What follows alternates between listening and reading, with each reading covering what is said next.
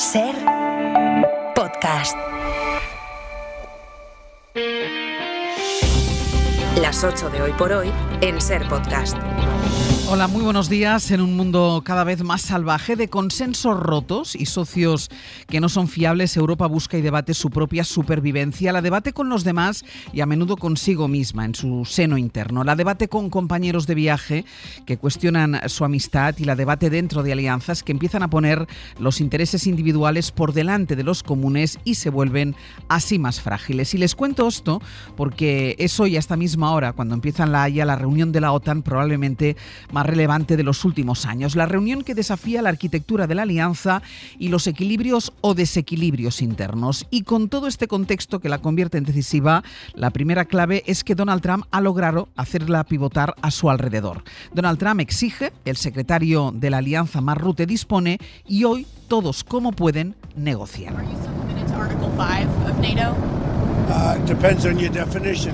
Le preguntaban ayer a Trump en su avión camino de la cumbre si estaba dispuesto a defender a los socios de la OTAN en caso de que fueran atacados, como dice el artículo 5 de la Alianza Atlántica.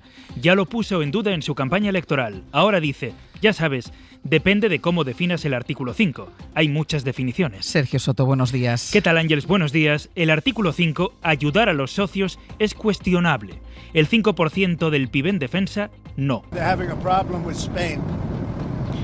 Por eso, dice Trump, España es un problema. Así van surgiendo tantas preguntas relacionadas con lo que va a pasar hoy. ¿Qué incentivo hay para cumplir con el porcentaje que exige Trump si el propio Trump no está convencido de la razón principal de la alianza? Si todos tienen que pagar más, ¿seguirá siendo Estados Unidos quien gobierne la OTAN por encima de los demás? Enviado especial a La Haya, Enrique García Pozo, buenos días. ¿Qué tal? Buenos días. Ahora te voy a preguntar, Enrique, por esos mensajes de Mark Rutte que dejan claras muchas cosas, pero nos decías que Rutte, está muy tranquilo, que espera un texto que empuje hacia el 5% de manera más o menos explícita. ¿Qué sabemos o qué podemos esperar que salga del encuentro de hoy? Bueno, la cuestión está, Ángels, en la fórmula que se emplee en la declaración final y que permita que todos los aliados se sientan más o menos cómodos. En ese juego de equilibrismos, el secretario general ha apostado por una declaración lo suficientemente genérica que ponga sobre el papel el compromiso del 5%, pero sin que comprometa a todos los aliados. Esta es la base del acuerdo que alcanzaron Rutte y Sánchez y es lo que figura en los últimos borradores en los que siguen trabajando. En ningún momento se ha planteado una excepción al margen de esa declaración final. Eso lo ha repetido Rutte y han defendido, preguntados por este asunto, algunos aliados, como la primera ministra danesa o su homólogo sueco. Hay voces que sugieren un malestar por la postura de España, aunque sin hacer alusiones explícitas en público. Una postura, la de rechazar ese 5% a la que se ha unido Eslovaquia y Bélgica. Rutte, que acaba de llegar a esta cumbre, estaba convencido anoche de que la declaración saldría y que sería buena para todos, también para Estados Unidos. Y en medio de todo esto, como un elefante en la habitación, están esos mensajes que ayer hizo públicos Donald Trump, en los que el secretario general de la OTAN, es decir, de todos los socios, se dirige a él con un tono y un fondo que llama poderosamente la atención. Parece ponerse totalmente al servicio de Trump. Y digo elefante, Enrique, porque ahí sobre todo esto ni una palabra, ¿no? No hay críticas ni en público ni en privado de un tono que, bueno, quizá no tan adulador como el de esos mensajes. Sí repitió anoche en esa cena en la Residencia Real el secretario general. Al menos lo que pudimos escuchar fueron mensajes hacia un Trump convertido o presentado como el artífice o el responsable de que los aliados hayan entendido que hay que aumentar el gasto y ser más responsables. El secretario general Rutte, en unas palabras durante esa cena, dijo: hoy me complace anunciar que la OTAN ha añadido un billón de dólares adicionales en gasto en defensa. Señor presidente, querido Donald, eso es gracias a que usted nos empuja. Ese fue el tono de una cena en la que los aliados se sentaron en mesas separadas, no compartieron mantel Trump y Sánchez, sentados en mesas diferentes. Como digo, Ángels, acaba de llegar a esta cumbre el secretario general, que atiende en ese momento a los medios, y a continuación comenzarán a llegar el resto de líderes. Pues vuelvo contigo en el arranque del abierto, Enrique. Gracias. A vosotros. Hoy por Hoy Noticias. Ser Podcast. De manera que España está en el centro de esta cumbre por haber exigido una flexibilidad a la que ahora, como nos decía Enrique, poco a poco se empiezan a apuntar algunos estados más. Eslovaquia también la quiere. Bélgica considera imposible el objetivo del 5%. España ha dicho que le basta para cumplir con lo exigido con gastar el 2,1% de su Producto Interior Bruto. Pero de todo esto, de momento, lo que hay es más el debate que le ha provocado con los socios que números reales. Porque, según hemos comprobado, el dinero para llegar a ese 2% todavía no ha llegado a la industria. España solo ha puesto en marcha uno de los 31 programas pensados para lograrlo. Javier Bañuelos, buenos días. ¿Qué tal? Buenos días. No les están llegando los fondos. Eso confirman al ser las principales empresas del sector de la defensa. Las compañías más potentes a nivel militar de España aseguran que el dinero del plan industrial del gobierno no fluye de momento. La explicación está en los trámites que gestiona Hacienda. Para que se activen los pagos, primero debe aprobarse el techo de gasto y de momento solo se han aprobado 14 de los 17 programas especiales de modernización de armamento. Desde el Ministerio de Defensa nos detallan que confían en que todos los contratos queden firmados antes del 31 de octubre. Será entonces cuando el Ministerio de Industria transfiera los fondos a las empresas. Por ahora el Gobierno solo ha firmado uno de los 31 nuevos contratos, en concreto 700 millones para la construcción del nuevo buque de aprovisionamiento para el combate de la Armada. Si esta cumbre de la OTAN es tan relevante, es también y por supuesto por el clima bélico que atraviesa el planeta. I'm not happy with Israel. I'm not happy with Iran either. But I'm really unhappy if Israel's going out this morning. They don't know what the fuck they're doing. Así ponía paz también Trump ayer al decirles a Irán e Israel que no sabían qué coño estaban haciendo al seguir atacándose. El presidente de Estados Unidos llamó después a Benjamin Netanyahu, eso dijo, y según él de ahí salió la desescalada definitiva. Esta noche Irán e Israel han dado por parada la guerra. Pablo Morán, buenos días. Hola Ángels, buenos días. Dice el primer ministro israelí que han salido victoriosos de estos 12 días de enfrentamientos. También Estados Unidos proclama su victoria, mientras Irán, en cambio, le reprocha su fracaso. ¿Qué pasa aquí? Bueno, la realidad es que el programa nuclear iraní sigue prácticamente intacto. Las bombas antibúnkeres de Trump y los ataques de Israel han bloqueado algunos accesos a las bases y poco más. Es la evaluación preliminar de la inteligencia estadounidense que ya está en poder del Pentágono. La ha adelantado la prensa. Adivina qué ha dicho Trump al respecto. Él y su administración insisten en que las bases han sido destruidas. También Netanyahu. Claro, él habla de una victoria histórica y visto lo visto es una victoria sobre todo para él. Ha disparado su popularidad en Israel a los niveles más altos desde los ataques del 7 de octubre. Esta guerra le refuerza frente a sus socios ultras. Y en Irán el régimen resiste, con dos nuevas cartas que pueden jugar si deciden volver a la mesa de negociación, presentarse como una nación agredida y hasta 700 detenidos con supuestos vínculos con Israel. A 3 de ellos los han ejecutado esta noche. Pablo, gracias. A ti hasta ahora. Hoy por hoy noticias. Ser Podcast. Hoy hay sesión de control al Gobierno en el Congreso. Será la última de este periodo de sesiones, aunque todavía queda pendiente el pleno monográfico sobre corrupción del 9 de julio. Hoy no estará el presidente Sánchez en la Cámara porque está en La Haya y en su lugar se espera que sea protagonista el ministro de Justicia Félix Bolaños, porque el juez Peinado ha pedido imputarle por malversación y falso testimonio. Vamos primero con la decisión del juez. Entiende Peinado que Bolaños contrató a alguien, la asesora de Begoña Gómez, que pudo hacer tareas que no le correspondían y por eso le acusa a él de malversación. También de falso testimonio por algo que en realidad no respondió. No es la primera vez que las acciones de Peinado o bien son frenadas o bien son corregidas. La Audiencia de Madrid le obligó a retirar 2 imputaciones, también a dejar de investigar la participación de Begoña Gómez en el rescate de Air Europa. Y en ese auto de ayer, en el que el juez llama a Bolaños investigado 18 veces, aunque todavía no lo es, incluye una confusión.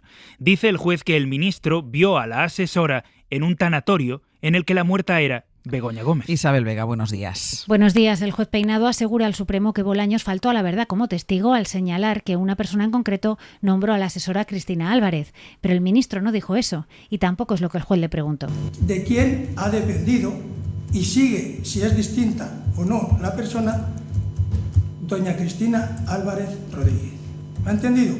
Era 16 de abril, estaban en el Palacio de la Moncloa y el juez suspendió la declaración para que Bolaños averiguase eso, de quién dependía Álvarez, no quién la nombró. El ministro dio su nombre y el juez citó a esa persona como testigo. No sabía nada, no eran sus competencias, pero el instructor colige de aquello que Bolaños mintió y pide su imputación por falso testimonio. También le atribuye malversación porque dice que la asesora de Begoña Gómez se desempeñaba en tareas de su ámbito privado, como la cátedra, y que en Moncloa se sabía. La decisión será de la Sala de lo Penal del Tribunal Supremo. Esas particularidades del auto del juez Peinado son las que llevan al Gobierno a asegurar que la imputación de Félix Bolaños no tiene recorrido. Dice el propio ministro que esto no va a pasar del Supremo porque hay errores, los llama así, errores de bulto. Guillermo Lerma, buenos días. ¿Qué tal? Buenos días, Ángels. El Gobierno confía en que sea el Supremo el que corrija la intención del instructor. La tranquilidad absoluta que tengo se ha visto reafirmada cuando he leído la exposición motivada. No se sostiene, contiene errores de bulto, no contiene nada que me pueda preocupar. Quizá una cosa, la imagen de la justicia con esta resolución judicial. Para la Moncloa, el paso dado por Peinado es un absoluto disparate que solo demuestra, dicen, la cacería que ha puesto en marcha con esta investigación. En público, sin embargo, el Ejecutivo evita poner calificativos. No me corresponde a mí decir si el señor Peinado está prevaricando o no. Dice el ministro de Justicia que Peinado intenta atribuirle un delito de falso testimonio por unas declaraciones que en realidad él nunca realizó. Nunca declaré tal cosa. El Gobierno, que defiende que la contratación de la asesora personal de Begoña Gómez fue completamente legal. Todas las mujeres de los presidentes del Gobierno han tenido personas para su asistencia personal y profesional. Y recuerda que otros presidentes, como Rajoy, pusieron más de un asesor a disposición de su mujer. Después de semanas de tensión en estos sí, los aliados se ven algo más cerca del gobierno, del PSOE. Dicen del auto que es esperpéntico. Algunos hablan de golpismo judicial, pero siguen apretando por los escándalos de corrupción y piden distinguir una cosa y otra. Gabriel Rufián de Esquerra y Ione Belarra de Podemos. Parece que hay que distinguir en este tiempo en el que nadie sabe muy bien qué es verdad, qué es mentira, dónde empieza la corruptela, cuando empieza la guerra sucia. Creo que gente como el señor Peinado lo pone muy fácil. Creo que nos va a llevar un tiempo en desgranar y en separar, digamos, el grano de la paja en todos los casos que están afectando al Gobierno y que en algunos casos, como el del fiscal general del Estado, a mí me parece muy evidente que estamos ante un caso evidente de Lawfare y casos clarísimos de corrupción. Algo más que exigir hace el Partido Popular, que hace de la hipérbole su estrategia después de sostener que pudo haber un amaño electoral en las elecciones que el propio PP ganó en julio del 2023, de llamar autócrata al presidente y mafia a su gobierno. El líder de la principal fuerza de la oposición en el Parlamento, Núñez Feijóo, va un pasito más allá. ¿Qué hay peor que una dictadura? Pues dice Feijóo que este gobierno autócrata y peor que eso a la vez. Josué Coello, buenos días. ¿Qué tal, Ángels? Buenos días. A pocas semanas de un congreso del PP del que se pretende dar una imagen de unidad, liderazgo y capacidad de gobernar, Génova no quiere que nadie, y sobre todo nadie, altere estos planes. De ahí que, ante el más que posible debate que darán desde Sole la ponencia estatutaria, la dirección del PP quiere desviar el foco con la hipérbole como figura protagonista. No es solo que sigan alimentando la teoría del fraude electoral, es que para el PP, el PSOE es un peligro para la democracia. Sánchez no respeta la separación de poderes, no respeta al Parlamento, no respeta a la justicia y Sánchez es una amenaza para la democracia española. Se ha convertido en una auténtica amenaza para la democracia española. O el partido con el proyecto más lesivo para España, incluida la predemocracia, es decir, la dictadura. Quien todavía ostenta la presidencia del gobierno ha emprendido, primero, un proyecto, el proyecto más divisivo que ha tenido España en su etapa. Segundo, el más alejado de los intereses generales y tercero, el más lesivo para nuestra nación que hayamos conocido en la democracia. Yo diría también que en la predemocracia. Críticas de trazo grueso que buscan desviar el foco de lo que está por llegar en julio. Un congreso del PP donde Ayuso y los suyos buscan ganar la batalla de la elección. La presidenta madrileña enmendará la ponencia de los estatutos para defender su modelo de primarias frente a la vuelta a los compromisarios que asume Feijóo. El plazo de enmiendas termina hoy a las 8 de la tarde. Sobre la supuesta trama de concesión de obras públicas a cambio de mordidas, lo último es que ayer la Guardia Civil entregó al Supremo la escritura que recoge el pago de Santos Cerdán para adquirir el 45% de la constructora Servinavar. Él había dicho que la empresa no era suya, pero ahora vemos este documento que habla de una transferencia de 6.000 euros. Miguel Ángel Campos. La defensa de Santos Cerdán sostiene que ahora que han podido acceder al documento, se demuestra que no se trata de una escritura, sino de un contrato privado que carece de validez porque no se elevó a público y no tiene efecto jurídico alguno. Por otra parte, el abogado del PSOE pidió ayer al juez Leopoldo Puente que expurgue y excluya de la causa todos los correos electrónicos incautados a Santos Cerdán que no tengan que ver con el procedimiento. Los socialistas recalcan que como secretario de organización tenía múltiples funciones sensibles para la estrategia del partido y que era el encargado de negociar numerosos acuerdos como los de Junts. La exposición pública de esos datos, que nada tienen que ver con la causa, dicen los socialistas, provocaría un daño considerable a la organización. El letrado, por cierto, también comunica al juez que el PSOE bloqueó y preservó los correos de Cerdán el mismo día de la publicación del informe de la UCO para evitar la alteración o destrucción de pruebas. De la economía, ayer el Gobierno hizo públicas las exigencias que le impone al BBVA si quiere absorber al Banco Sabadell. Obliga a que ambas entidades permanezcan trabajando de manera independiente una de la otra durante 3 años, los próximos 3 años ampliables a otros 2. Jordi Fábrega, buenos días. Buenos días. Sí, es una condición que reduce significativamente los ahorros de hasta 850 millones que calculaba BBVA que podía obtener con la compra del Sabadell, porque el gobierno impone que los dos bancos tengan que seguir como dos entidades independientes por lo menos durante 3 años, ampliables a 5. No podrá haber en este periodo ni despidos, ni cierre de oficinas, ni tampoco podrán ofrecer productos conjuntos.